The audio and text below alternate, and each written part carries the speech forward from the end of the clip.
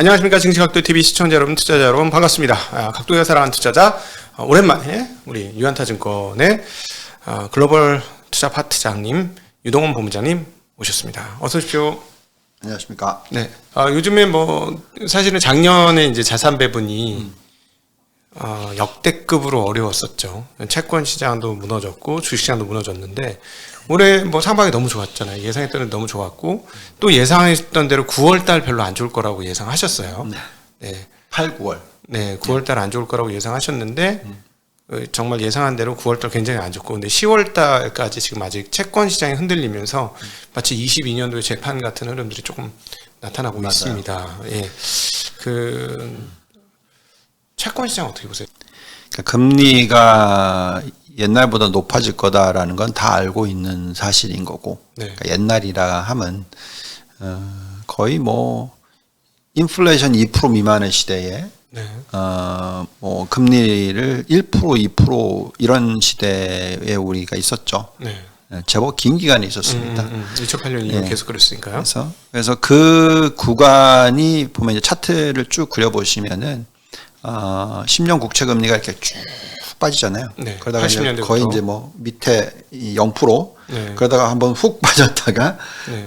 그리고 이제 올라가는 각도가 너무 빨라요. 그래서 우리가 실질 금리 차원에서 마이너스 금리라는 거는 말이 안 되죠, 사실. 그렇죠. 유럽에 마이너스 금리가 있었고 일본에 마이너스 금리가 있었는데 사실은 말은 안 되는 거죠. 예, 네. 그래서 그때가 뭐 당연한 것 같고 그게 뉴놈이다 뭐 얘기를 네네. 했었으니까 근데 그게 그렇게 오래 간 건 아니죠.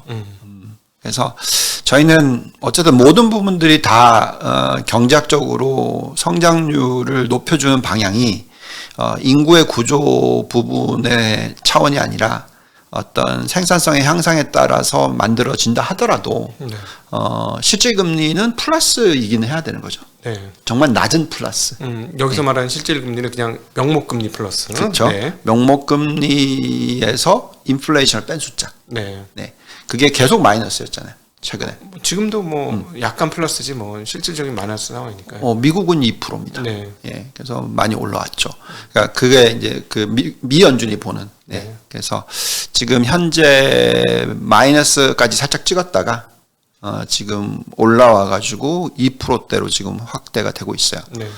미국의 실질 금리 10년 금리 추이. 보시면은 뭐 어쨌든 간에 지금 2010년 이후에 마이너스를 찍었었고 다시 올라갔다가 또 다시 떨어진 게 이제 코로나 터지면서 마이너스 금리가 계속 유지가 되다가 네. 이제 플러스로 돌아섰고요. 근데 이제 돌아서면서 올라간 속도가 굉장히 빨라서 지금 2% 수준까지 올라와 있어요. 네. 예. 그래서 이제 이걸 보면서 이제 우리가 얘기를 해야 되는 것 같아요. 너무 많은 분들이 이 금리가 도대체 얼마까지 올라갈 거냐, 그리고 왜 올라가냐, 뭐 이런 얘기들을 참 많이 하시는데, 네.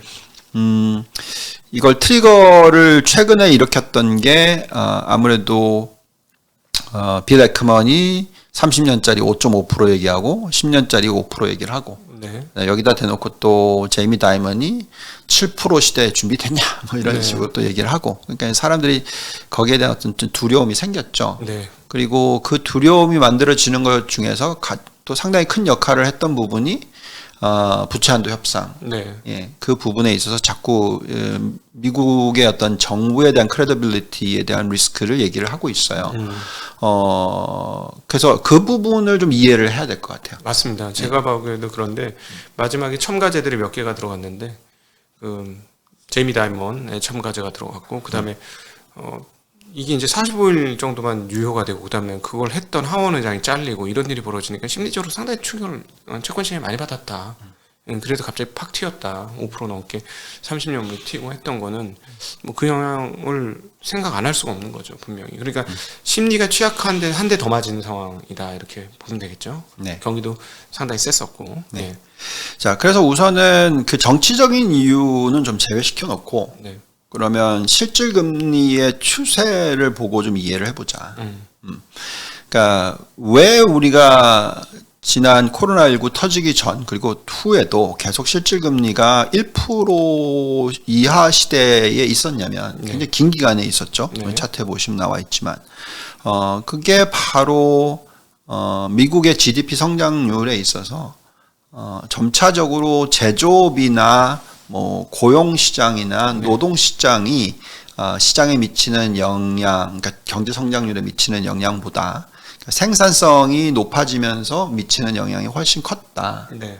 그래서 이제 GDP 성장을 두 개로 나누자면 고용 증가에 따른 GDP 성장이 있고 그리고 생산성 향상에 따른 GDP 성장이 있어요. 네. 이거를 같이 연결시켜서 보는 게 진짜 중요하다고 저는 생각합니다. 네. 많은 분들이 자꾸 우리를 70년대, 80년대랑 비교를 하고 이게 인플레이션에 엄청나게 큰 영향을 미쳤던 시대고 그렇기 때문에 우리가 지금 그때와 비교를 하고 뭐 실질 금리를 계산해야 된다 이런 얘기들을 하시는데 그거는 제가 볼 땐 좀 너무 과장됐다라고 생각이 들고요. 그 시대와 지금은 완전히 다르죠. 네. 뭐 이 차트에도 나와 있지만 그 생산성이 증가가 되는 부분이 전체 GDP의 성장에 차지하는 비중이 70년대, 80년대에는 뭐 겨우 뭐 20%대 후반밖에 안 됐고요. 지금 현재 시대, 뭐 AI와 클라우드, 뭐 모바일 인터넷 모든 걸 다 들어가면서 전기차 뭐 이런 거 다 뭐 엮여서 만들어 보면 지난 10년은 생산성이 차지하는 비중이 거의 70%대 이상으로 네. 올라갔어요.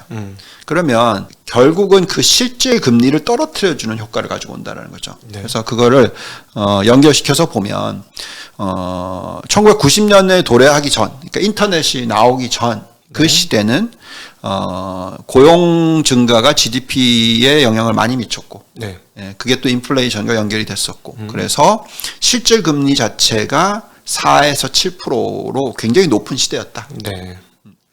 근데 이제 인터넷이 들어오고 나서 그게 4에서 7에서 2에서 4로 떨어졌다. 네.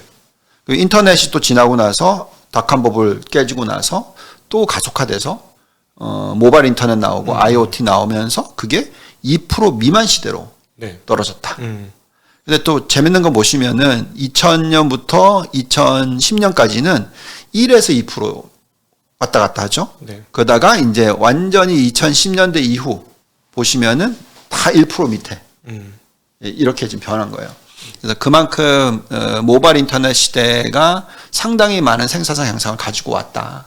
네. 근데 저기는 저는 하나 더 덧붙여야 될 것 같아요. 뭐 여기에 대해서 뭐 동감을 합니다. 모바일, 그다음에 컴퓨터, 인터넷 이런 것들이 당연히 우리 뭐 예를 들어 엑셀만 봐도 주판을 튕기던 사람들 수십 명 하던 거 혼자서 몇십 분 만에 해버리니까 당연히 그런데 중국 제조업의 등장, 2001년 WTO 체제 진입 이후에 중국 제조업이 등장하면서 쉽게 얘기하면 우리 어렸을 때 500원, 1000원에 사던 머그컵이 지금도 다이소 가면 500원, 1000원이에요.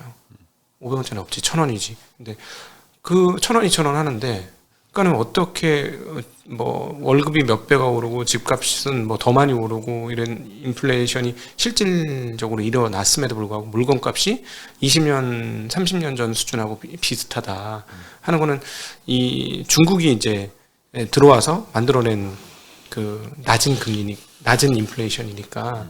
그러니까 지금이 뭐라 그럴까? 지금 2023년을 맞이하는 저희는 지금 말씀하셨던 모바일과 인터넷 등등 그 다음에 이제 AI로 대반되는 디지털 환경의 생산성 향상과 그다음에 이제 중국의 이탈이 어느 정도 일어날지 모르겠으나 중국의 이탈에 의한 제조업 물가의 상승이 이제 겹치는 시대 아닌가. 그래서 그런 부분에 대해서 많은 투자자들이 애매하게 생각하는 상황 아닌가 하는 그런 생각도 들더라고요. 그래서 확인하고 싶어 하는 거죠. 네. 그러니까 갑자기 이제 1% 미만의 실질 금리가 2% 위로 치고 올라간 거고, 네. 그게 오랫동안 유지가 될 거냐 하는 부분이겠죠. 네네. 이제 여기다가 이제 정치적인 요소를 집어넣어야 되겠죠. 말씀하신 대로 네. 그 정치적인 이슈가 네. 여기에 어떤 1%포인트 정도의 금리를 더해줬다.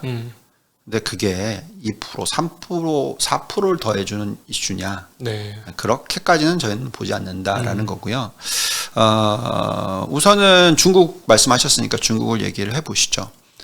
이번에 인플레이션을 자극했던 그러니까 코로나19 이후의 네. 현상으로 생각하시자면 당연히 엄청나게 공급망의 변화가 생겼었죠. 네. 예. 그래서 중국에서 수입하는 거 말고 자국에서 생산하자. 네. 미국. 그래서 우리가 그 디글로벌제이션이라고 얘기하는 이슈들. 그러면서 공급망의 변화가 생겼어요. 네. 그러니까 당연히 인플레이션을 자극하는 요소가 됐었죠. 이게 이제 정치적인 어떤 디시전이든 뭐 어쨌든 간에. 근데 지금 와서 보면은 어쨌든 공급망의 어떤 변화에 따른 인플레이션 효과는 이제 사라졌다. 네. 왜냐하면 이제 그게 한 번 바뀌었잖아요. 그러니까 지금 그 얘기는 이제 연준에서 얘기한 것처럼 공급망 충격은 요즘 해소됐다 하는 얘기하고 일맥상통하는 말씀이시죠. 그렇죠. 그래서 네. 그게 이제 뭐 BDI 숫자를 보던 운송 지수를 보던 그러니까 이런 부분들이 이제 변화가 생겨서 어쨌든 온쇼링으로 갔고 그렇게 해서 많이 변화가 일어났지만 그거에 대한 충격 자체는 한번 오르고 나서 끝났다라는 네. 거고요. 이제 중요한 거는 그런 상황에서 네. 그런 모든 국가들이 그걸 생산하는 데 있어서 가격이 어떻게 되냐 이거예요. 그러니까 예를 들면 이제 중국으로 생각을 해봅시다. 중국은 어쨌든 간에 되게 재밌는 데이터들 보기도 했는데 최근에 중국에서 신재생 에너지 관련된 패널 생산 캐파 네. 태양광. 예, 1년에 막 2배, 3배씩 늘어요. 엄청나죠. 예, 엄청난 속도로 늘고 있고요. 그리고 재밌는 얘기는 예를 들어서 통웨이에 공장을 가면 직원이 없어. 네. 자동화. 네. 그러니까 같이 일어나고 있다라는 거죠. 그래서 정치적인 요소로의 공급망의 변화에 따른 인플레이션은 이미 나왔고 네. 이제는 그 변화가 일어나고 난 이후에 그 개별 생산하는 기업들의 생산성은 엄청나게 높아지고 있다라는 거죠. 네. 그리고 단가를 낮추는 효과를 나오고 있는 거죠. 그럼 보면 중국 같은 경우에는 어쨌든 태양광 패널을 팔잖아요. 네. 다른 나라에. 미국은 아니다 칩시다. 낮은 가격에 팔죠. 네. 왜냐하면 그만큼 공급을 많이 할 수 있으니까. 네. 또 전기차. 이제 일본보다 중국이 더 수출을 더 많이 해요. 네. 훨씬 많이 예, 하죠. 그리고 단가를 엄청나게 낮춰서 때리니까 팔리는 거잖아요. 네. 예. 그러니까 그것이 다 디플레이션을 유발하는 요소로 가는 거죠. 네. 예, 그래서 시대가 변한 게 아니고 정치적인 이슈로 3번에 훅 변화가 일어났는데 네. 그거에 대한 영향이 나타났던 게 지난 몇 년간이었던 거고 네. 이제는 그게 하향 오히려 안정화될 거다라고 저희는 생각하고요. 그다음에 이제 미국 부분에 있어서는 이제 다른 게 뭐냐면 그림이 다른 게 뭐냐면 맞습니다. 미국의 채권에 대해서 우리가 돈을 더 많이 받고 우리가 미국의 부채를 사줄 거냐 네. 아니냐의 그 차이예요. 네, 이자를. 이자 그죠? 그러니까 왜 그러냐면 부채 비율이 2000년대 이전하고 지금하고 미국의 정부 부채 비율이 막 130%막 이렇게 확 튀었잖아요. 그렇죠. 몇십 프로가 튀어버렸잖아요. 네. 그러니까 그 몇십 프로가 튀었으니까 그만큼 부채가 높아졌으니까 거기에 대한 이자율을 더 높여야지 외국이 사줄 거냐. 네. 이거의 이슈죠. 그게 또 뭐 말하면 지금 뭐 정부 셧다운 일어나느냐 뭐 이거 다 연결시키면서 정부의 크레디빌리티에 대한 얘기잖아요. 근데 그렇게 되면 정말 심각한 얘기죠. 근데 그러면서 지금 금리를 올린 거란 말이죠. 네. 예, 그렇죠? 근데 잘 생각해 보시면은 그게 말이 되냐 이거죠. 일본의 기준금리가 지난 30년 동안에 저렇게 낮게 유지가 됐고 일본의 경제 성장률은 정호영 조건이었고 네. 예. 그랬는데도 안전자산이라고 생각하고 엔화를 그죠? 일본 채를 많이 샀죠. 네. 예. 미국 심지어 유로 쪽도 마찬가지죠. 금리가 더 낮아요. 그죠? 유럽 채를 사주는데 미국이 굳이 저렇게까지 높게 오랫동안 유지할 거냐? 네. 그리고 거기에 대해서 우리가 당당히 요구하면서 1% 더 내놔라고 할 거냐? 그건 네. 아니라는 거죠. 네. 그래서 이거는 미국의 플레이그라운드입니다. 네. 우리가 결정하는 게 아니고 미국 내에서 자기네들끼리 결정을 해서 이게 어느 정도의 영향을 미칠지를 얘기를 하는 거고 그리고 전 세계적으로 인플레이션을 낮추는 효과를 가지고 오기 위해서 하는 현상이다라고 생각을 해요. 그렇지만 미국은 또 그렇게 할 수 있는 이유가 대부분의 정부채가 30년짜리가 제일 긴 거이고 그리고 평균적으로 길이가 굉장히 길잖아요. 네.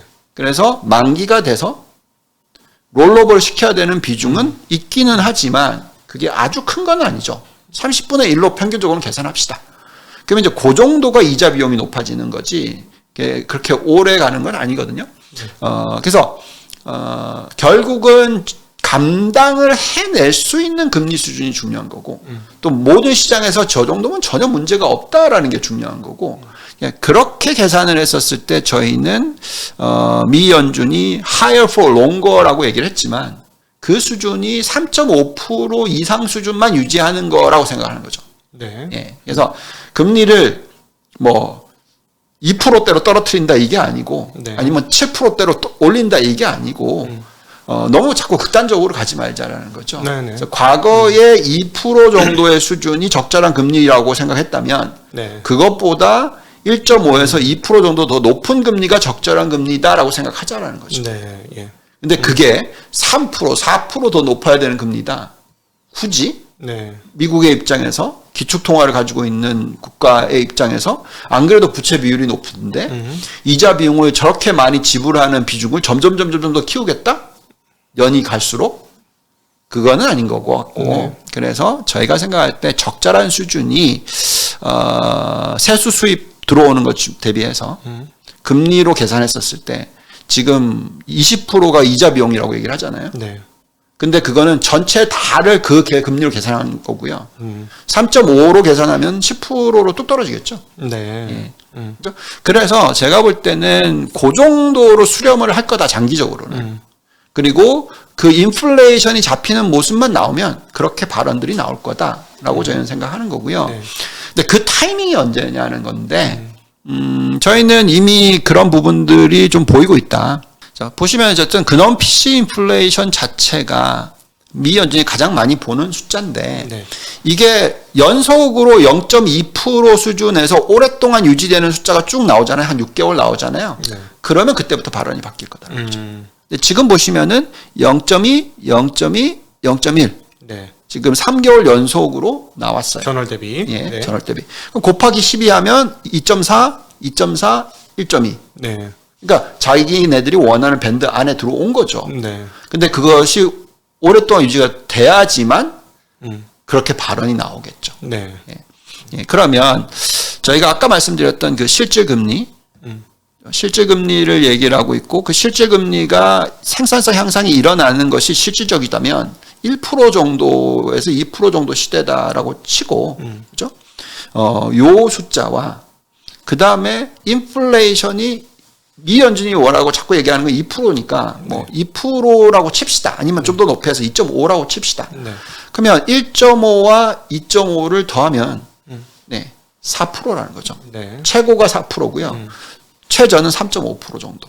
예, 그래서 저희는 아무래도 그 미래를 봤었을 때 미국의 어떤 그 국채 금리의 장기적인 추세를 전망을 해보자면 원래 GDP 성장률에 인플레이션을 더한 숫자를 보던가 아니면 실질금리에 인플레이션을 더한 숫자를 보던가 네. 했었을 때 저희는 아무래도 고점으로 보는 게 4% 정도고 저점으로 보는 게 3% 정도고 요 밴드일 것 같다는 거죠.